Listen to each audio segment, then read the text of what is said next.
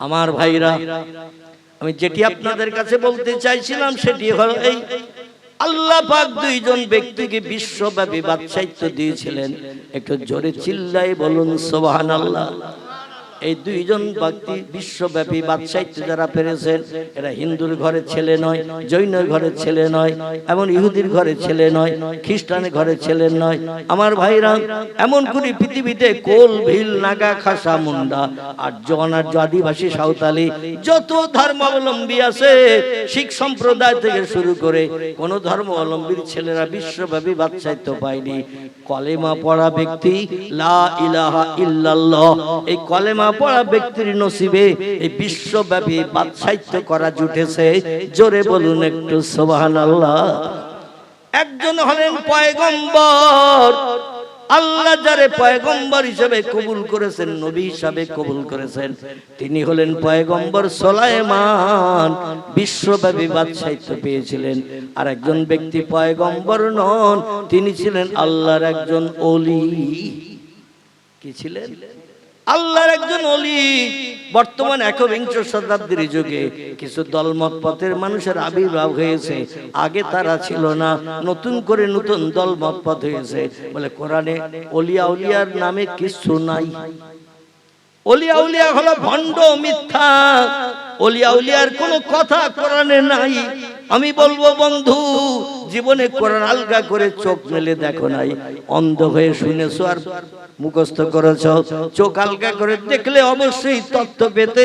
আল্লাহ পয়গম্বরদের জীবনী কোরআনে যেমন ভরে দিয়েছেন, ওলিদের জীবনীও কোরআনের ভিতরে আল্লাহ অনেক অনেক ভরে দিয়েছেন।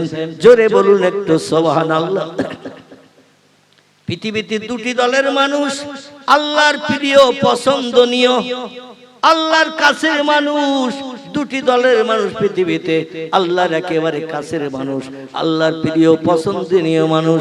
একটি দলের নাম হলো নবী আম্বিয়া, একটি দলের নাম হলো ওলি আউলিয়া।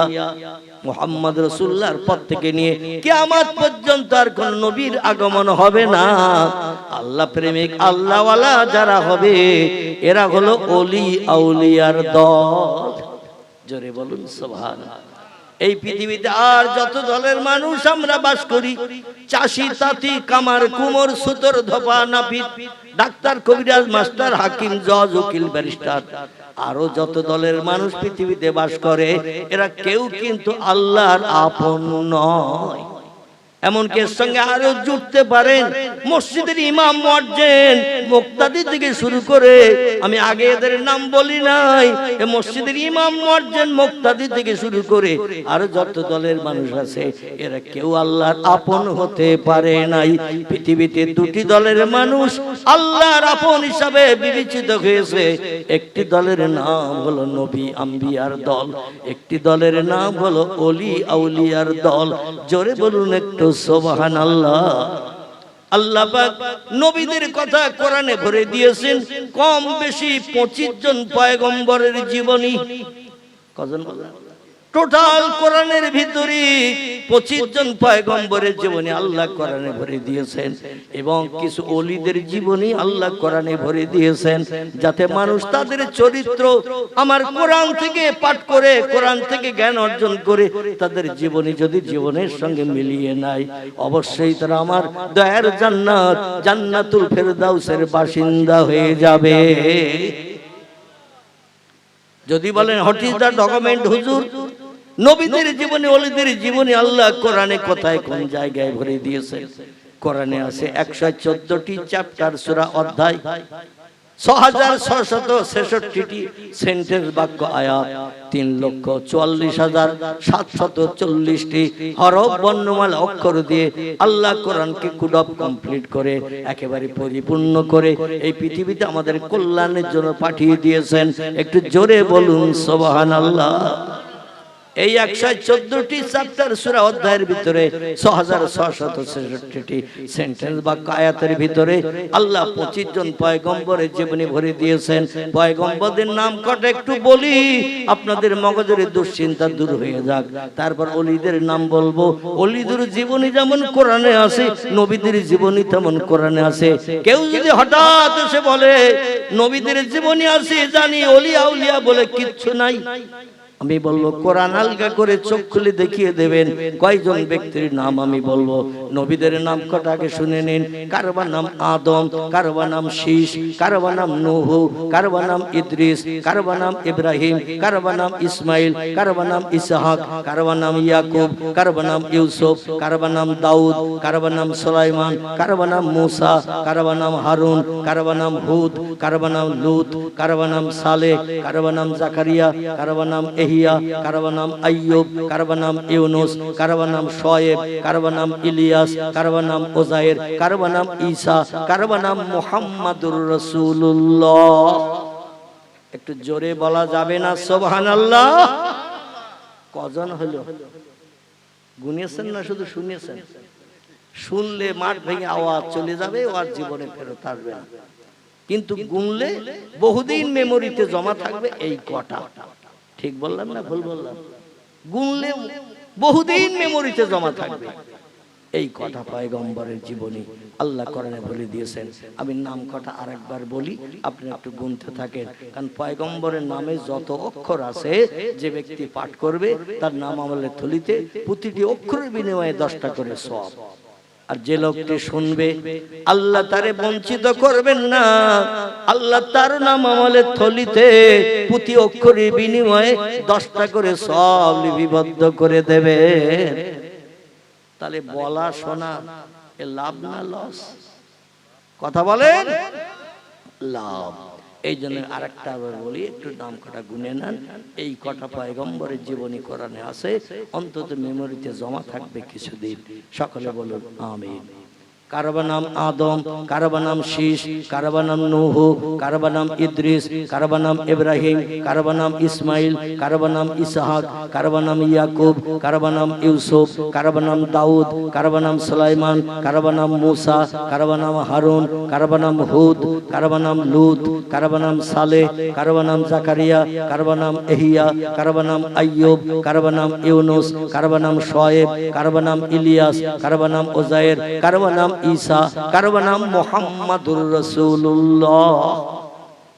কটা? এখন একটা কথা না বললে ঠিক হচ্ছে না। এইখানে বসে থাকবেন যারা, আর মন থাকবে বাড়ির গরম কোষের হাঁড়িতে, তাদের কিন্তু তথ্যটা ওলট পালট হবে। এইখানে বসে থাকবেন যারা, আর মন থাকবে খোকার মার কাছে, তাদের কিন্তু গুনতে উল্টো পাল্টা হবে। ঠিক বললাম না ভুল বললাম? আর যারা এইখানে বসে থাকবে, মনটাও এখানে থাকবে, তাদের গণনার ভিতরে কোনো ত্রুটি হবে না। আমি বলেছি 25 জন পয়গম্বরের নাম, গুনতে একজনের একটু আগা পিছা হয়ে গেছে, ঠিক কিনা? এছাড়া আরো 2 জন পয়গম্বরের নাম আল্লাহ কোরআনে কোট করে দিয়েছেন। টোটাল কোরআনের ভিতরে 27 জন পয়গম্বরের নাম ভরা। 25 জনের নাম বলেছি, 2 জনের নাম বলি নাই। এই 2 জনের নাম কোরআনে এসেছে, তবে তাদের কোনো জীবনী কোরআনে লেখা নাই, শুধু নাম কোট করা হয়েছে। একজনের নাম হযরত জুলকিফল আলাইহিস সালাম, আর একজনের নাম হযরত আলিয়াসা আলাইহিস সালাম। এদের কোনো জীবনী কোরআনে ভরা নাই, শুধু নাম এসেছে। লক্ষ লক্ষ পয়গম্বর এই পৃথিবীতে আগমন করেছে। পয়গম্বরদের ভিতরে যাদের জীবন চরিত্র আল্লাহর কাছে খুব প্রিয়, পছন্দনীয় সাব্যস্ত হয়েছে, আল্লাহ ছাঁটাই করে বাছাই করে ওই কয়জন পয়গম্বরের নাম কোরআনে ভরে দিয়েছেন। বান্দাদের জীবনী পড়ে, জীবনী শুনে আমল করে চললে বেশাক আল্লাহর জান্নাত হালাল হবে। জোরে বলুন একটু সুবহানাল্লাহ। এবার আমি ওলিদের নাম বলি। একজন ওলির নাম হযরত খিজির। কি নাম বললাম? অধিকাংশ তাফসীরি কারকদের মতামত খিজির কোন পয়গম্বর নয়, ইনি ছিলেন আল্লাহর একজন উচ্চ মাকামের ওলি। জোরে বলুন সুবহানাল্লাহ। একজন ওলির নাম লোকমান হাকিম। কি নাম বললাম? লোকমান হাকিম। ইনি কোন পয়গম্বর ছিলেন না, ইনি ছিলেন আল্লাহর ইবাদত বندگی করা একজন ওলি। আমার ভাইরা, আল্লাহ পাক রব্বুল আলামিন আরেকজন ওলির জীবনী কোরআনে কোট করে দিয়েছেন, লম্বা জীবনী। তার নাম হলো বাদশাহ সেকেন্দার জুলকারনাইন। কি নাম বললাম? বাদশাহ সেকেন্দার জুলকারনাইন। তিনি শুধু ওলি হননি, পয়গম্বর সুলাইমানের মতো বিশ্বব্যাপী বাদশাহিত্য করার সুযোগ পেয়েছিলেন। একজন নবী বিশ্বব্যাপী বাদশাহিত্য করেছেন, আর একজন ওলি তামাম বিশ্বব্যাপী বাদশাহিত্য করেছেন। জোরে বলুন একটু সুবহানাল্লাহ, নারায়ে তাকবীর। আমার ভাইরা, এই সমস্ত পয়গম্বরদের ভিতরে সবথেকে সেরা পয়গম্বর যিনি, যার নাম আল্লাহ কোরআনের 22 পারায় সূরা আহজাবের ভিতরে কোট করে দিয়েছেন, ওমা মুহাম্মাদুন ইল্লা রাসূলুন কদ খালাত মিন ক্বাবলিহির রাসূল। জোরে বলুন একটু আল্লাহু আকবার। ও বিশ্ববাসী, কে প্রকৃত ধর্মীয় সেরা নেতা পৃথিবীতে হবে? যার নেতৃত্ব মেনে চললে, যার জীবন আদর্শ জীবনের সঙ্গে প্রতিবাদী করলে জাহান্নাম হারাম হবে, জান্নাত হালাল হবে।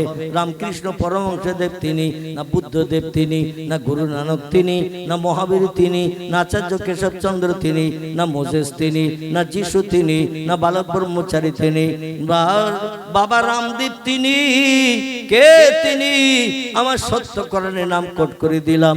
আমি মুহাম্মদ রাসূলুল্লাহ নামের একজন ব্যক্তিকে আখিরি জামানার মানুষের কল্যাণের জন্য প্রফেট করে, মেসেঞ্জার করে, পথ প্রদর্শক করে, বার্তাবাহক করে, রাসূল করে পৃথিবীতে পাঠিয়ে দিলাম। অথর্ববেদের 8 নম্বর শ্লোক, 3500 বছর আগে বেদ লেখা হয়েছে।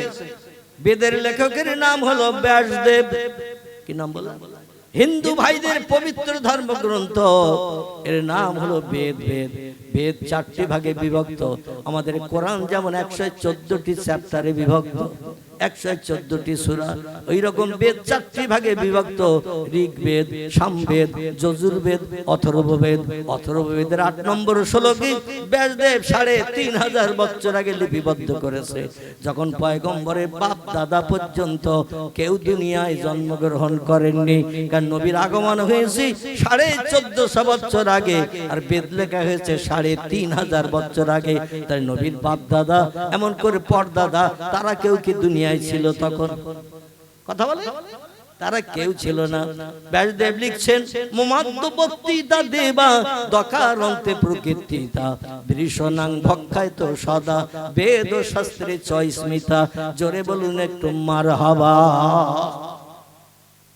ব্যাসদেব বলছেন, মোমাদ্দবত্তিতা দেবা, যে দেবতার নামের প্রথম অক্ষর হবে ম, দকারন্তে প্রকৃতিতা, যার নামের শেষ অক্ষর হবে দ, বৃষণাং ভক্ষায়তো সদা, তার প্রিয় পছন্দনীয় খাবার হবে গোমাংস, গরুর গোশত।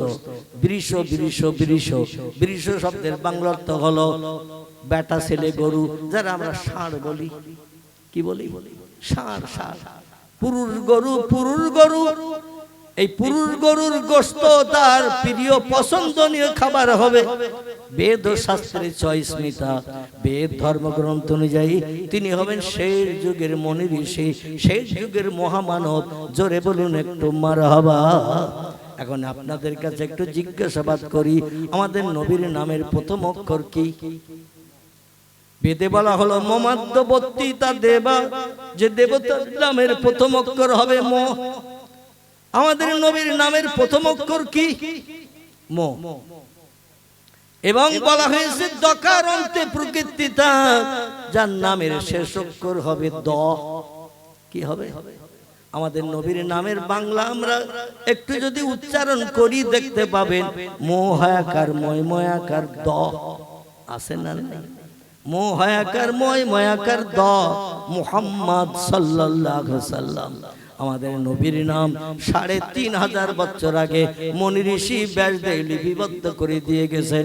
শুধু তাই নয়, সামবেদের ভিতরে লিপিবদ্ধ হয়েছে তার পিতার নাম হবে বিষ্ণু যশা, মায়ের নাম হবে সুমতি, যিনি হবেন তামাম বিশ্ববাসীর পরিত্রাণের গতি। তিনি ছাড়া মানুষের পরিত্রাণ হবে না, জাহান্নামের হাত থেকে বাঁচতে পারবে না, স্বর্গ হালাল বানাতে পারবে না। তিনি হলেন শেষ যুগের মহামানব। জোরে বলুন একটু মারহাবা, জোরে বলুন মারহাবা। তার বাবার নাম বলা হয়েছে বিষ্ণু যশা। বিষ্ণু শব্দের বাংলা অর্থ হলো প্রভু, প্রভু, প্রভু। হিন্দু ভাইরা স্রষ্টার গোটা কয়েক নাম ধরে ডাকে। একটার নাম বিষ্ণু, একটা নাম মহেশ্বর, একটা নাম ভগবান।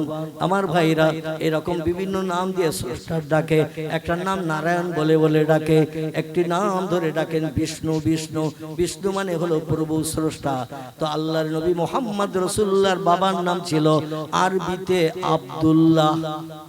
কি নাম? আব্দুল্লাহ। আরবিতে আব্দুল্লাহ শব্দের বাংলা অর্থ হলো প্রভুর গোলাম, দাস, চাকর। আব্দুল মানে হলো গোলাম, চাকর। আর আল্লাহ শব্দের বাংলা অর্থ হলো যার স্ত্রী নাই, পুত্র নাই, সন্তানাদি নাই। অতীতে তিনি ছিলেন, বর্তমানে আছেন, ভবিষ্যৎ না মরে যাবেন। আল্লাহু হাইয়ুন কাইয়্যুম, তিনি চিরন্তন, চিরজীবন্ত, তার কোনো মরণ নাই। আমার ভাইরা, এই ব্যক্তির নাম আরবিতে বলা হয় আল্লাহ। ঠিক না ভুল? আল্লাহ ইজ ইউনিভার্সাল ওয়ার্ড। আল্লাহ এমন একটি নাম যে নামের পাশে স্ত্রীলিঙ্গের কোনো গন্ধ পর্যন্ত নাই। কিন্তু পৃথিবীতে আর যত নাম আছে স্রষ্টার, প্রতিটি নামের পাশে একটা করে মেয়ে ছেলের গন্ধ খুঁজলে পাওয়া যায়। ভগবান, ভগবতী, নারায়ণ, নারায়ণী, গড, গডেস, ঈশ্বর, ঈশ্বরী, ব্রহ্মা, ব্রহ্মী। এইভাবে যত নাম স্রষ্টার দেখবেন, প্রতি নামের পাশে একটা করে মেয়ে ছেলের গন্ধ আছে, মানে স্বামী আর স্ত্রী। জোরে বলুন একটু নাউজুবিল্লাহ। আমাদের প্রভুর কোনো স্ত্রী আছেন নাকি? কোন ছেলে সন্তান, মেয়ে সন্তান আছে নাকি? আল্লাহ কোরআন পাকের সূরা ইখলাস সুন্দর করে তথ্য কোট করে দিয়ে দিয়েছেন। সকলে আমার সঙ্গে পড়ুন, পবিত্রতা অবলম্বন করে।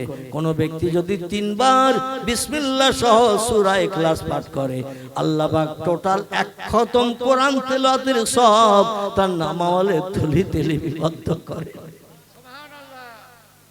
কোরআন শরীফ শুরু থেকে শেষ পর্যন্ত পড়ে খতম করতে গেলে তখন হাফেজের সময় লাগে 6.5 থেকে 7 ঘন্টার মতো। কতটা বললাম? তখন হাফেজ ওর নিচে পড়বে মৌপকার ডানার মতো গুনগুন করে। পাশে কেউ শুনলে বুঝতে পারবে না কোথায় কোন পাড়ায় কোন সূরায় পড়ছে। ও নিজের শেষ করার চিন্তা ভাবনা নিয়ে গুনগুন করে পড়তে শুরু করেছে। পাশের লোক কেউ বুঝতে পারবে না, এবং হেফজ লাগবে তার তখড়। এই তখড় হাফেজ কোরআন শেষ করতে গেলে পড়া সময় লাগবে 6.5 থেকে 7 ঘন্টা। আল্লাহ বলেন, অত সময় দিয়ে আমার কোরআন তেলাওয়াত করে শেষ করে, আমার কোরআন তেলাওয়াতের খতম করে সব নিতে তোমাদের কষ্ট হবে। আমার জীবনের পরিচয়, আমি তোমাদের মালিক, আমার পরিচয় চিঠি তোমাদের মগজ ধলাই করার জন্য একটি সূরার নাম কোট করেছি। সূরাটির নাম হলো সূরাতুল ইখলাস। এই সূরা ইখলাস সকলে একটু আমার সঙ্গে পড়ুন। কুল হু আল্লাহু আহাদ আল্লাহুস সামাদ লাম ইয়ালিদ ওয়া লাম ইউলাদ ওয়া লাম ইয়াকুল লাহু কুফুয়ান আহাদ। জোরে বলুন আল্লাহু আকবার। কত সময় লাগলো পড়তে? 8 ঘন্টা।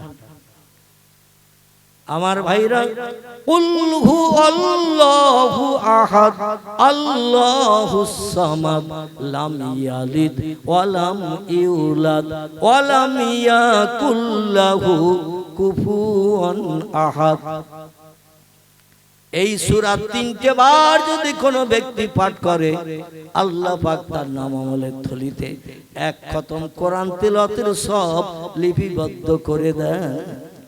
নবী মুহাম্মদ রাসূলুল্লাহ বলছেন, আনা মদিনাতুল ইলমে ওয়া আলিউন বাবুহা। ও আমার সাহাবারা, আমি একটি তথ্য মসজিদে নববীতে আসরের নামাজ অন্তে তোমাদের কাছে দেব, আমার তথ্য ওয়াজটা কি তোমরা শুনবে?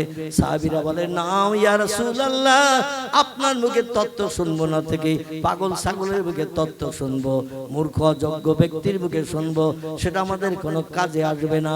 আপনি হলেন বিশ্বের সেরা জ্ঞানী এবং সেরা আলেম, আপনার তথ্য শুনে বাস্তব জীবন রূপদান করব, সত্য বিশ্বাস করব।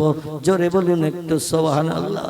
পয়গম্বর মুহাম্মদ রাসূল বললেন আমি হলাম, ও সাহাবীরা, আনা মদিনাতুল ইলমে, আমি হলাম ইলমের শহর, আমি হলাম জ্ঞানের শহর। ও আলীউন বাবুহা, আলী হলো সেই শহরের দরজা। জোরে বলুন একটু সুবহানাল্লাহ। যত ইলম পৃথিবীতে আল্লাহ দান করেছেন মানুষের ব্রেন মগজ সাফ করার জন্য, সেই ইলমের শহর হলাম আমি। আমার উপরে জ্ঞানী পৃথিবীতে আর কেউ নাই। আর ওই শহরের দরজা হলো হযরতে আলী। শহরে ঢুকতে গেলে যদি প্রাচীর দিয়ে ঘেরা থাকে, দেখবেন এক জায়গায় দরজা থাকে, যেমন জেলখানায় আছে না নাই?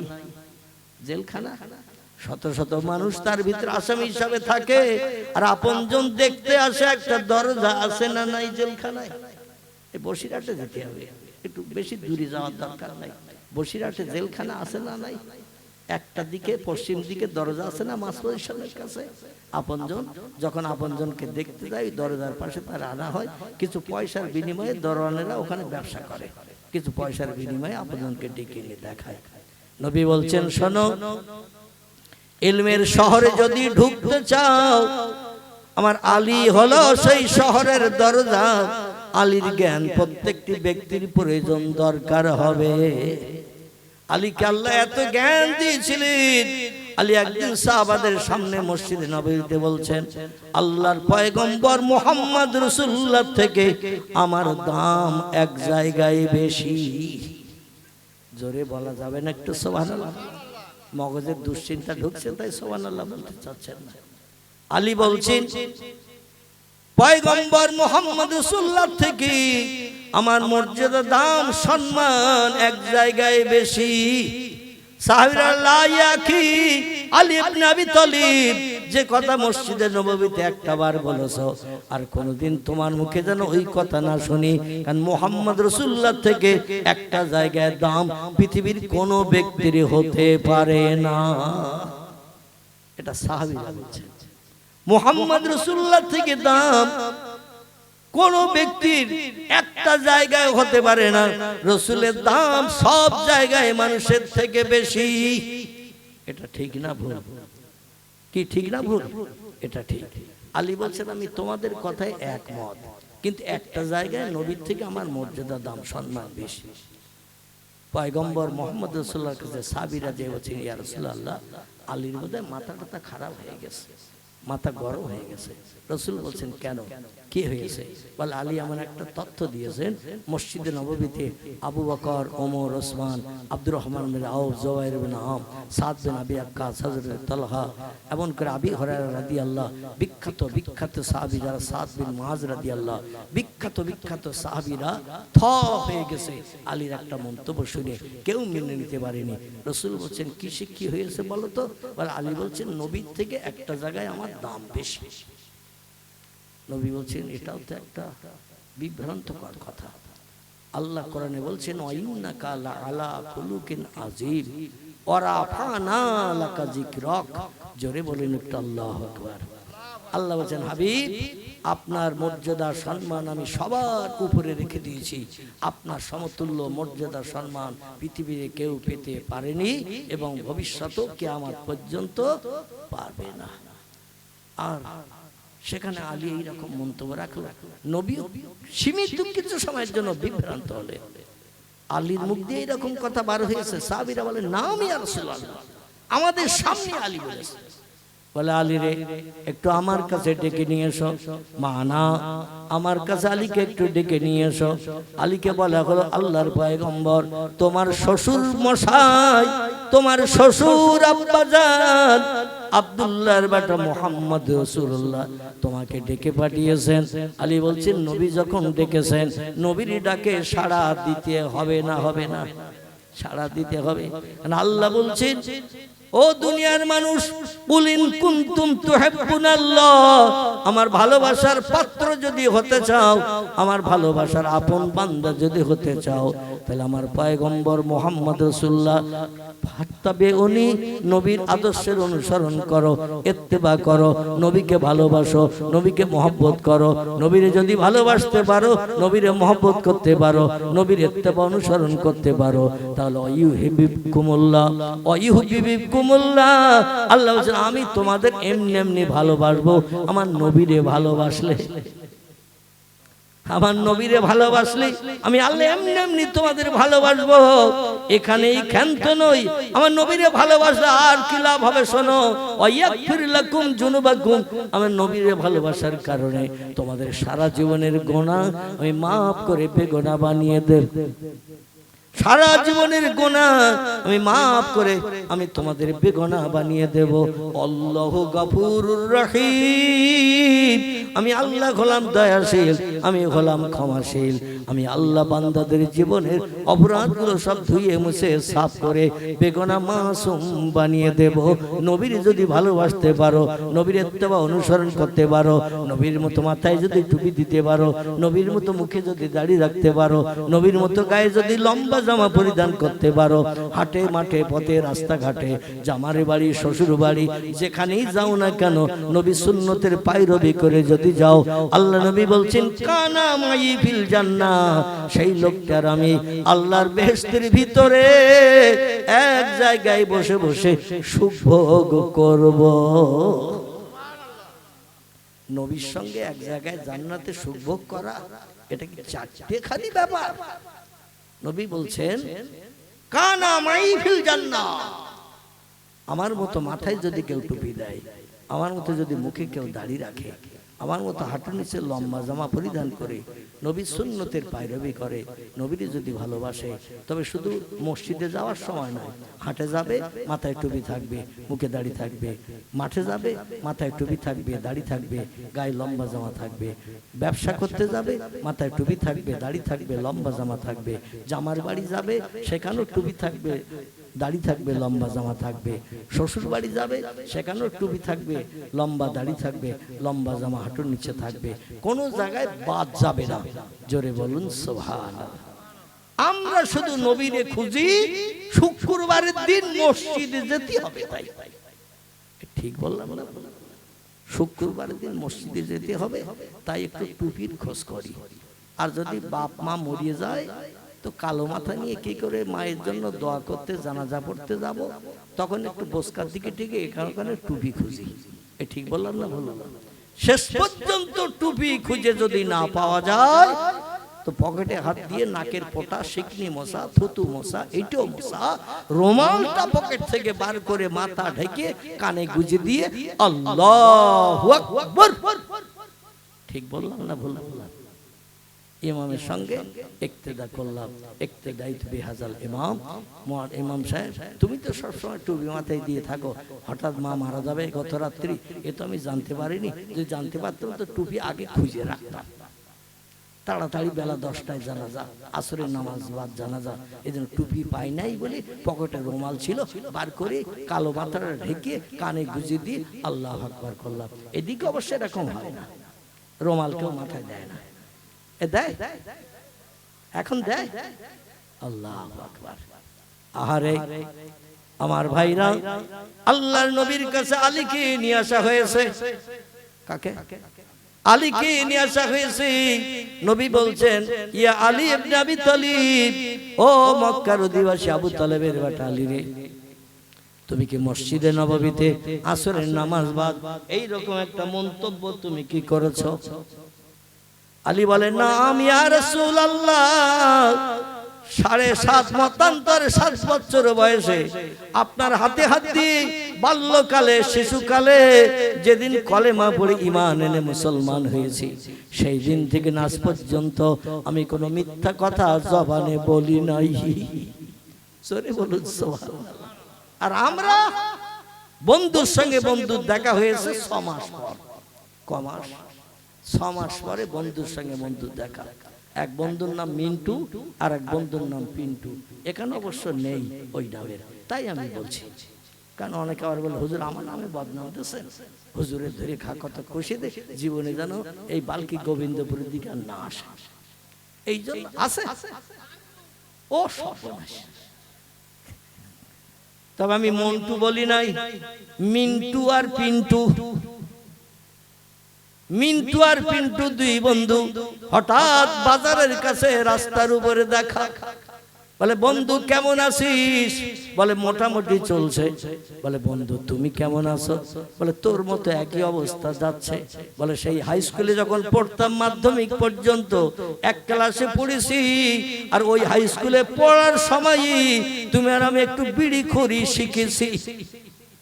তো টয়লেটে যেতাম, ইউরিনালে যেতাম, পেশাব ঘরে যেতাম, পায়খানা ঘরে যেতাম, দরজা লাগিয়ে দুই বন্ধু ফুক ফুক করে বিড়ি টেনে খেয়ে মুখটা মুছে আবার ক্লাস শেষে অ্যাটেন্ড করতাম।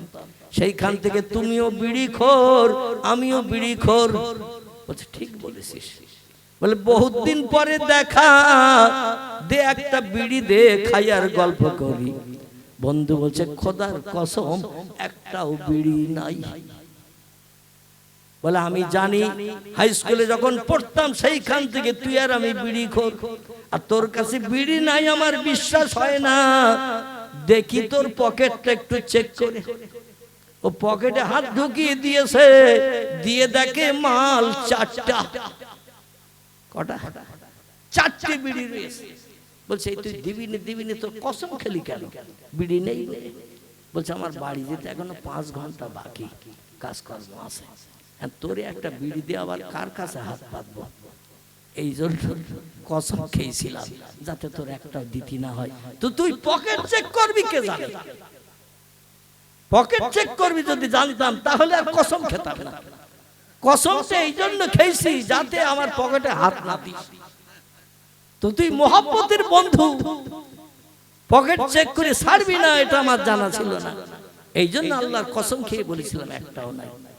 আমরা মাঝে মাঝে 4 পয়সা 5 পয়সা বিড়ির জন্য মিথ্যা কথা বলি না। আল্লাহর নবী বলছেন ওই যে 4টে আমলের কথা মনে আছে না ভুলে গেছেন?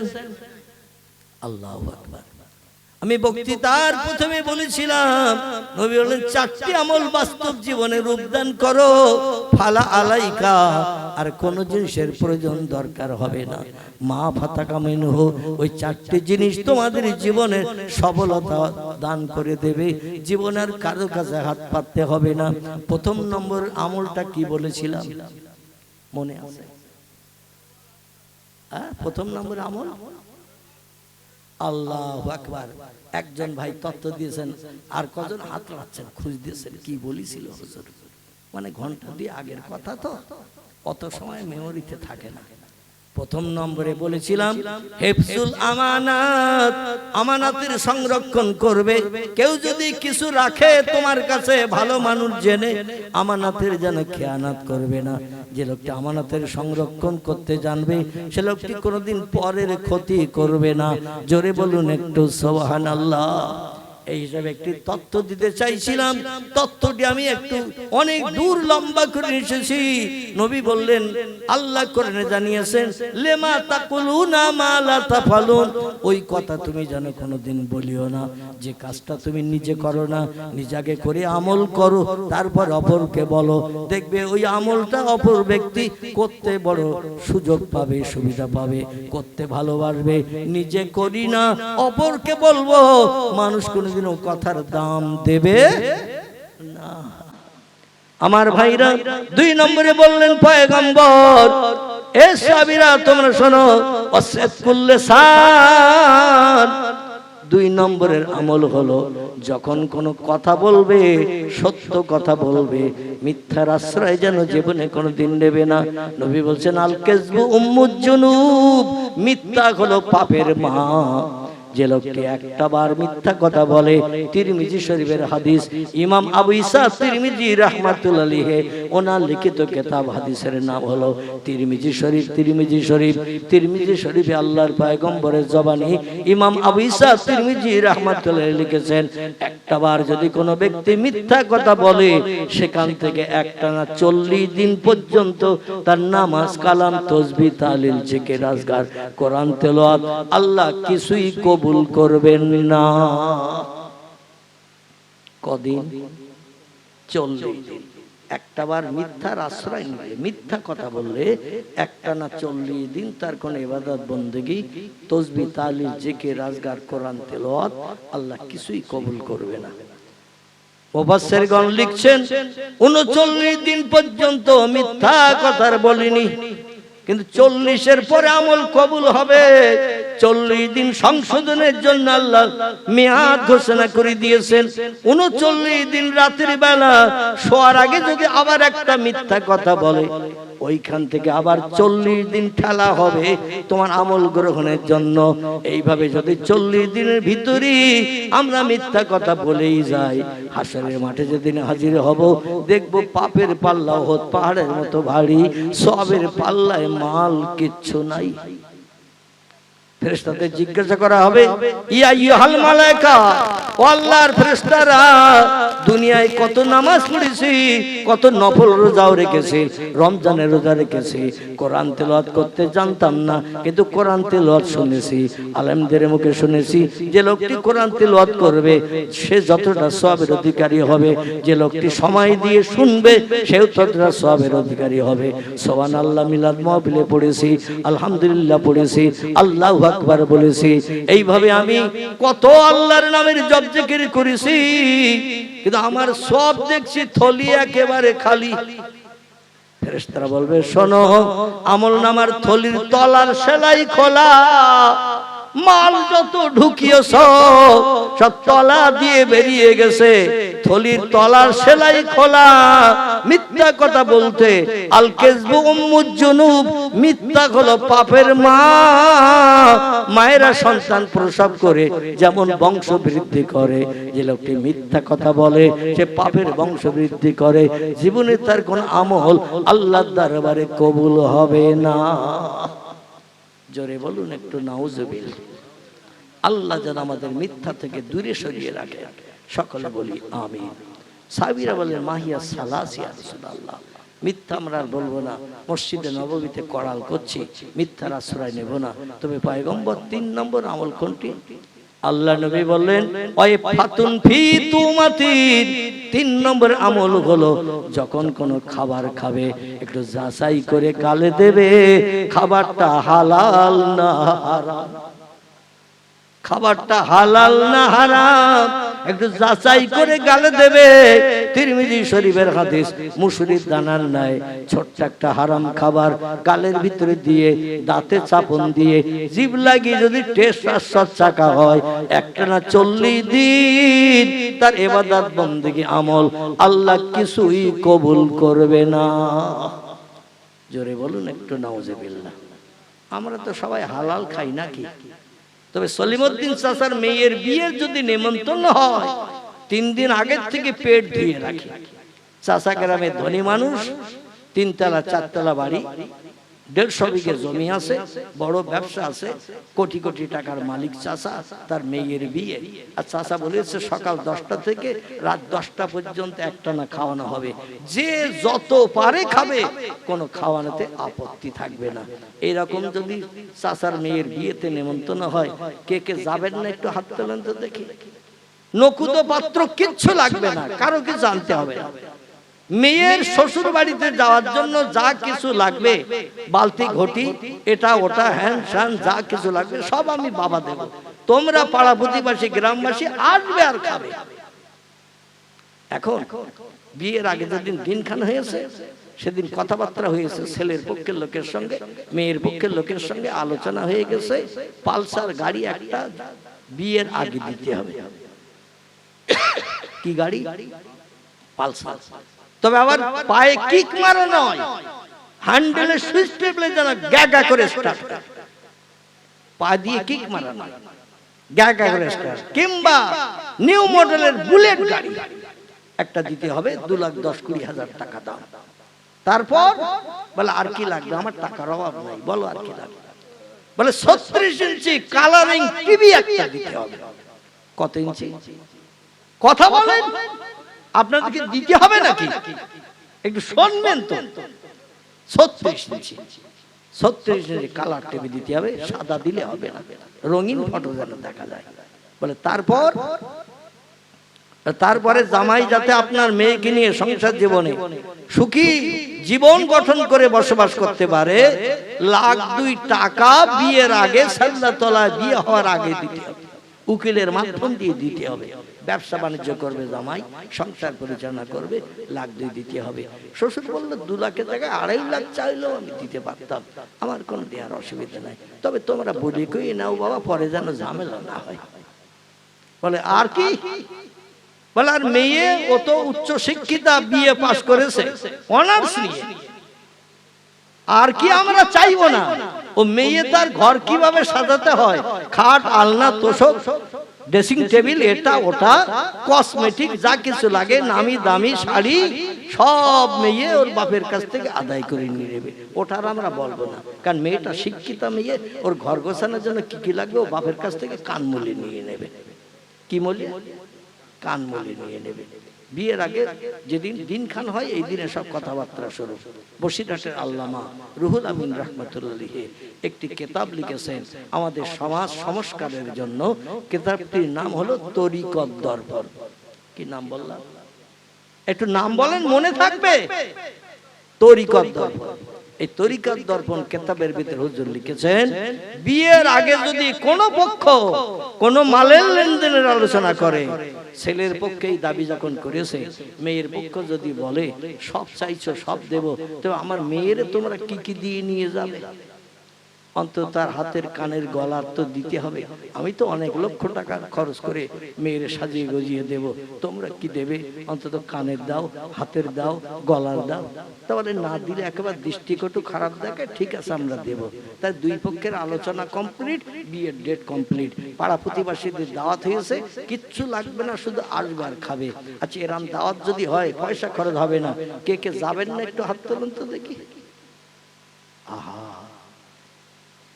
আমার ভাইরা, হুজুর বলছেন বিয়ের আগে কোন পক্ষ যদি কোনো মালের লেনদেনের আলোচনা করে, ওই বিয়েটি ইসলাম শরীয়তে নাজায়েজ হারাম হবে। যত বড় নামি দামি পীর সাহেব, পীরজাদা, আলেম, হাফেজ, কারি, মুফতি ডেকে এনে ওই ছেলে মেয়ের বিয়ে যদি পড়ানো হয়, বিয়েটি ইসলাম শরীয়তে নাজায়েজ হারাম হবে। আর বিয়ের পরে স্বামী স্ত্রী মিলনে যত বাচ্চা জন্ম নেবে, বাচ্চাগুলো শরীয়তের ভাষায় হারামজাদা, অবৈধ জারজ হিসাবে বিবেচিত হবে। কি হবে? বিয়ে যদি বৈধ না হয়, অবৈধ বিয়ে হয়েছে, বিয়ের আগে মালের লেনদেন সব পক্ষের কমপ্লিট, এই বিয়েটা শরীয়তে হারাম।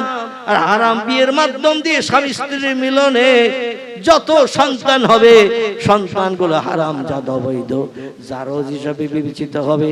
এরা বাপ মায়ের খেয়ে বড় হবে, নিজের পায়ে বাচ্চারা যখন দাঁড়াতে শিখবে, 14, 16, 18 বছর বয়স হবে, ওই ছেলে তখন একটু উচ্চ মাধ্যমিক পাস করেছে, ইংরেজিতে লেটার পেয়েছে, আরো বিভিন্ন সাবজেক্টে লেটার পেয়েছে, ও পড়াশোনা করেছে, ফার্স্ট ক্লাস পাস করেছে, A+ ডিগ্রি পেয়েছে, বাড়ি এসে ইংরেজিতে বলছে get out of the room. কি বলছে? Get out of the room.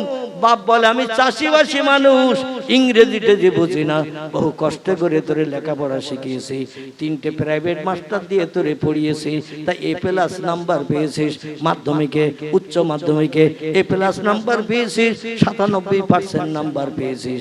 আমি চাষি মানুষ, আমি কোনো লেখাপড়া জানি না, আমি নামও সই করতে পারি না, তুই কি বলছিস আমি তো বুঝতেই পারছি না। ছেলে বলছে get out of the room. বুঝতে পারলে না? বলছে বাবা এখনো রান্নাঘরের পিছনে জলকি দিয়ে উকি মেরে দেখলে এখনো ময়রার দোকানে শাল পাতা পাওয়া যাবে, ময়রার দোকানে ঠোঙা পাওয়া যাবে, তোর ভালো ভালো নামি দামি মিষ্টি এনে খাইয়েছি, তোরে প্রতিদিন দুপা করে দুধ খাইয়েছি, আরো কত কিছু তোর ড্রেস পত্র দিয়েছি। ও বাবা একটু বাংলায় বল, কি বলতে চাচ্ছিস আমি বুঝলাম না। ছেলে বলে বেরিয়ে যাও ঘর থেকে, এই ঘরে তোমার আর থাকা হবে না। বাপ বলে আগে যদি সুবহানাল্লাহ, আমার পাশে থেকে বলছে সুবহানাল্লাহ। কোথায় কোন কথাটা বলতে হয় তাও এখনো শিখিনি। সুবহানাল্লাহ কোথায় বলতে হয়, নাউজুবিল্লাহ কোথায় বলতে হয়, সেটাও আমরা মুসলমান এখনো শিখতে পারিনি। জোরে বলুন একটু নাউজুবিল্লাহি মিন জালিক। আমার ভাইরা, বাপ বলছে আমি আগে যদি জানতাম তুই ছোট যখন ছিলি, মিষ্টির বদলে তোর জন্য ইঁদুরের বিষ এনে রাখতাম, খাবারের সঙ্গে ইঁদুরের বিষ দিতাম, কিংবা রাতের বেলা যখন ঘুমাতিস 15 মিনিট তোর নাক টিপে ধরে রাখতাম। এখন বড় হয়ে নিজের পায়ে দাঁড়াতে শিখেছিস, আর আমারে বলছিস get out of the room, বেরিয়ে যাও ঘর থেকে, এ ঘরে আমার জায়গা নাই। এটা যদি আগে জানতাম তোর 15 মিনিট নাক টিপে রাখতাম। কটা ধানের কটা চাল বুঝতে পারতিস। বর্তমান যুগের ছেলেরা এমন ধরনের ব্যবহার বাবা মায়ের সঙ্গে করে না, করে না। আল্লাহ কোরআনে বলছেন ওয়াবুদুল্লাহ ওয়ালা তুশরিকু বিহি শাইয়্যা ওয়া বিল ওয়ালিদাইনি ইহসানা। ও আমার বান্দা বান্দিরা তোমরা শোনো, আমি দুটি কাজ করার জন্য তোমাদের নিবেদন করলাম, তোমাদের কাছে আমার তরফ থেকে ঘোষণা করে দিলাম। দুটি কাজ বাস্তব জীবনে রূপায়ণ করিও আমার প্রিয় প্রেমিক বান্দা সাব্যস্ত হবে। একটি হলো আবুদুল্লাহ, আমি আল্লাহ যখন আমার সেজদার জন্য, আমার কাছে মাথা নত করার জন্য মুয়াজ্জিন মসজিদে যখন আযান ধ্বনি দেবে, আল্লাহু আকবার আল্লাহু আকবার, এই আযান ধ্বনি যখন দেবে, দুনিয়ার খাওয়া দাওয়া ব্যবসা বাণিজ্য কাজকর্ম সব লাথি মেরে ফেলে দিয়ে মসজিদে এসে ইমামের পিছনে ইক্তেদা করে দাঁড়াবে। আমার রেজামন্দি করলে আমি আল্লাহ তোমাদের খুশি করব। নবী বলছেন মান কানা লিল্লাহ, যে লোকটি আল্লাহর আপন হয়ে যায়, কানাল্লাহু লাহু, আল্লাহ তার আপন হয়ে যায়। জোরে বলুন একটু সুবহানাল্লাহ।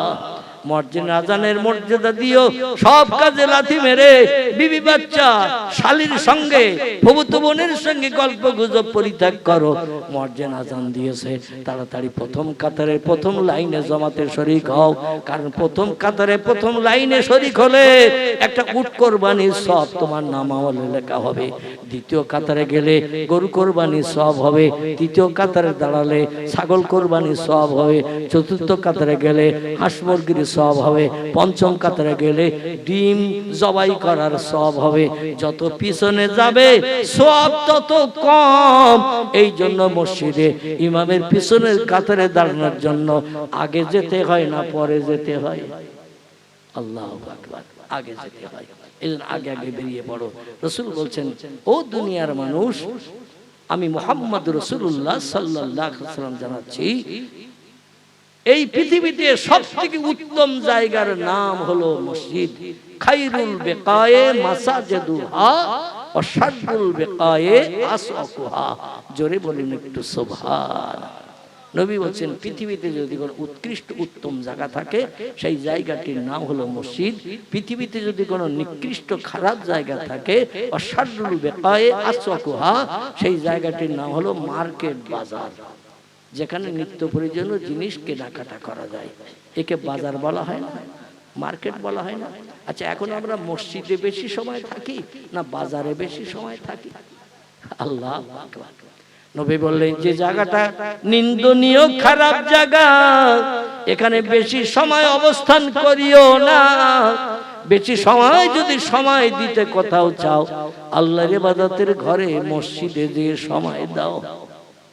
তাসবিহ তাহলিল করো, জিকির আজগার করো, কোরআন তেলাওয়াত করো, আল্লাহর নামে জপ জিকির করো, তোমার কলব পর্যন্ত পরিষ্কার সাদা কাপড় হয়ে যাবে। 2 নম্বরের কাজ হলো অবিল ওয়ালিদাইনে ইহসানা। আমার দুনিয়ায় বাস করতে গেলে, আমার নেয়ামত খেতে গেলে, আমাদের অনুদান বিবি বাচ্চা নিয়ে সংসার জীবনে সুখ ভোগ করতে গেলে, আমার দুনিয়ায় বাস করতে গেলে আমার ইবাদত যেমন তোমার করা লাগবে। যদি আমার ইবাদত না করো, ফানফুজু, আমার দুনিয়ার জমিন থেকে তুমি বেরিয়ে চলে যাও। তুমি আমার ইবাদত করবে না, আমার নামের জপ জিকির করবে না, আমার দুনিয়ায় বসবাসের অধিকার তোমার নাই। বেরিয়ে যাও, ফানফুজু। সূরা রহমানের ভিতরে আল্লাহ তথ্য কোট করেছেন, বেরিয়ে যাও আমার দুনিয়া থেকে। যে দেশে চাঁদ উদয় হয় না, যে দেশে সূর্য ওঠে না, যে দেশে রাত হয় না, যে দেশে দিন হয় না, এইরকম কোন দেশ তোমার জানা থাকলে সেখানে যাও। আমার মুয়াজ্জিনের আজানের মর্যাদা দিতে হবে না। আচ্ছা, এরকম কোন দেশ পৃথিবীতে আছে নাকি যে দেশে রাত হয় না, দিন হয় না, নদীতে জোয়ার হয় না, ভাটা হয় না? এরকম দেশ কি আছে নাকি? নাই, নাই, নাই।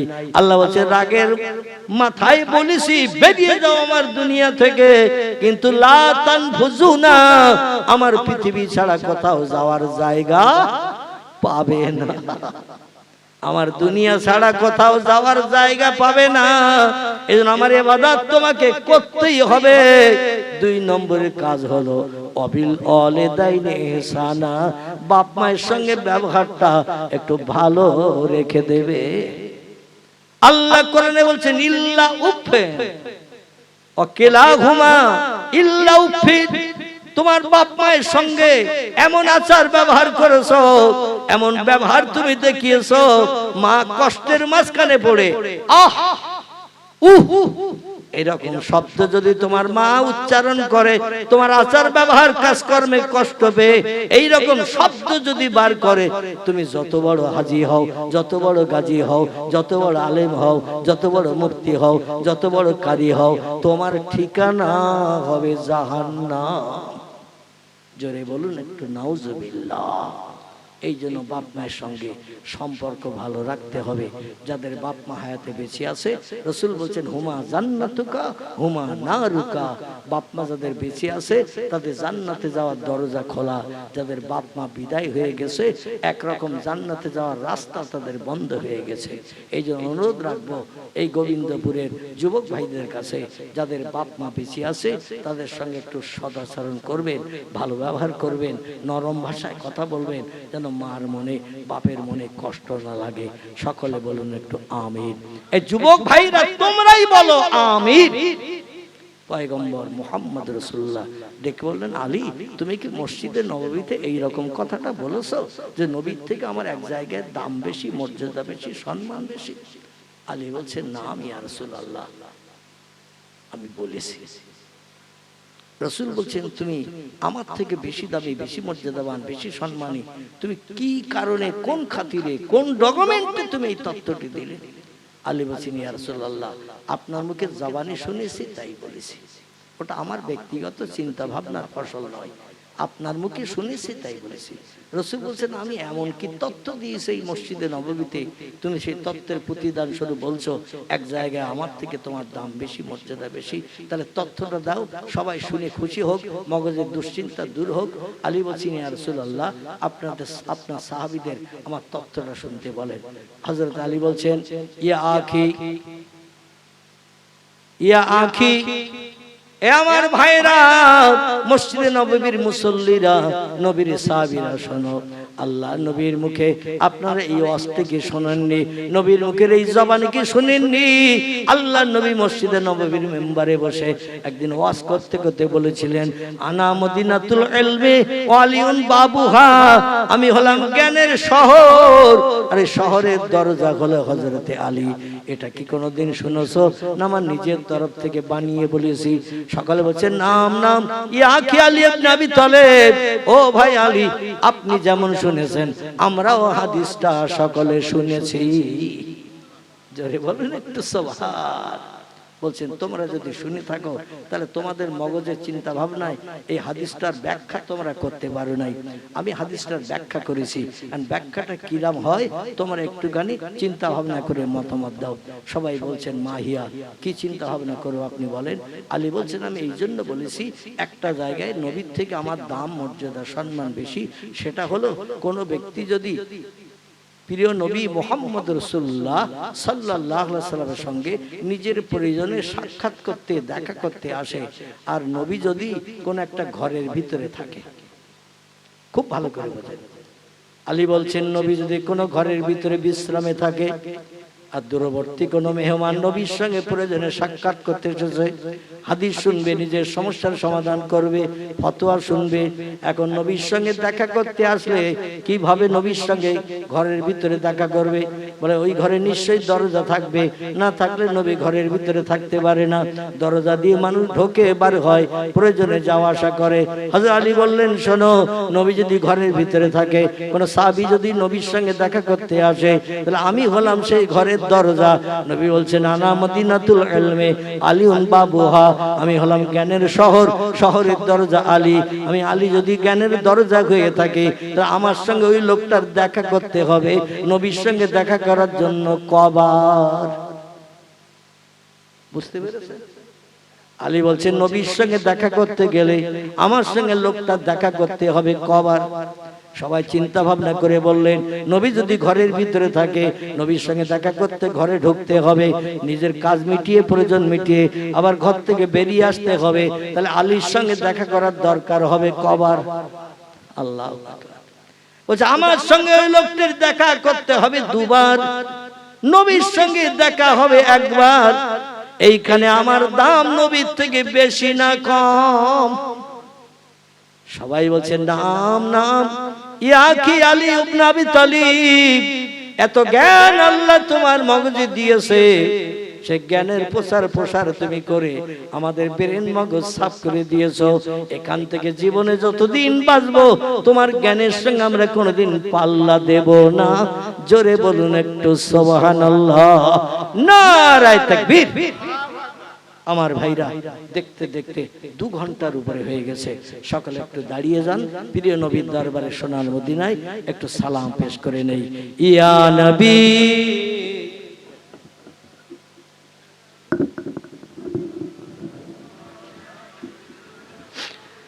ইয়া হাবিব সালাম